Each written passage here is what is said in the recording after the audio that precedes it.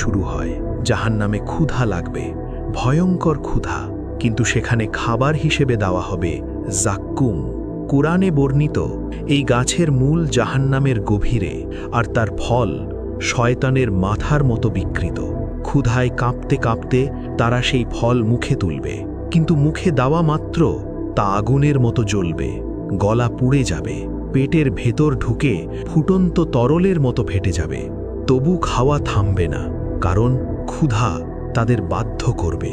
খাওয়ার পর তৃষ্ণা আরও বাড়বে, তারা পানীয় চাইবে, কিন্তু যে পানীয় এগিয়ে দেওয়া হবে তা পানি নয়, ফুটন্ত তরল, তামার মতো গলিত, তার সাথে মেশানো পচা রক্ত আর পুজ। দুর্গন্ধে শ্বাস নেওয়াই কষ্টকর, মুখের কাছে আনতেই ঠোঁট জ্বলে ওঠে, এক চুমুকেই গলা আগুন হয়ে যায়, পেটে নামলে ভেতরটা যেন ফেটে পড়ে। তবু পান